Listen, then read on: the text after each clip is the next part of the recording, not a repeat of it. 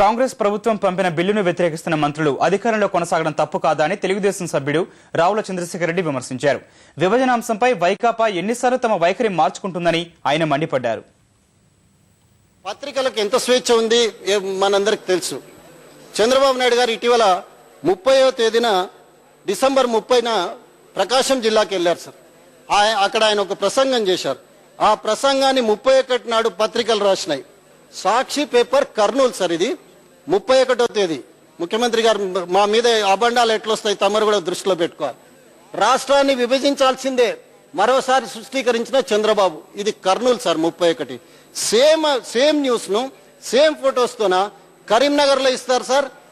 Assembly తీర్మానిస్తేనే విభజన. Article 3 ప్రకారం విభజించవద్దు, లేదంటే ఒప్పుకోను స్పష్టం చేసిన చంద్రబాబు. రెండు ఒకటే మీటింగ్, రెండు ఒకటే పేపర్. కర్నూలులో ఒక ఎడిషను, కరీంనగర్ లో ఒక ఎడిషన్. దీన్ని ఏమనాలి సార్?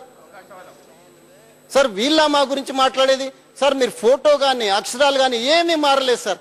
31 డిసెంబర్ 2013 నాటి సాక్షి పేపర్ కర్నూలు కరీంనగర్ ఎడిషన్స్ తెప్పించుకొని దీనికి ఎవరు బాధ్యులు అనేది ఈ సందర్భంగా అడుగుతున్నా.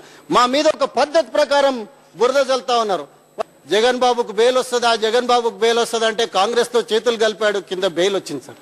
ఇది సార్ ఈ రాష్ట్రంలో పరిస్థితి. సిబిఐ జాయింట్ డైరెక్టర్ లక్ష్మీనారాయణకి ఇప్పటి వరకు పోస్టింగ్ రాదు సార్. ఎందుకు సార్ అంటే మేము ఒప్పందంలో భాగంగా ఆయనకు పోస్టింగ్ ఇస్తలేరు బయట జనం అనుకుంటున్నారు.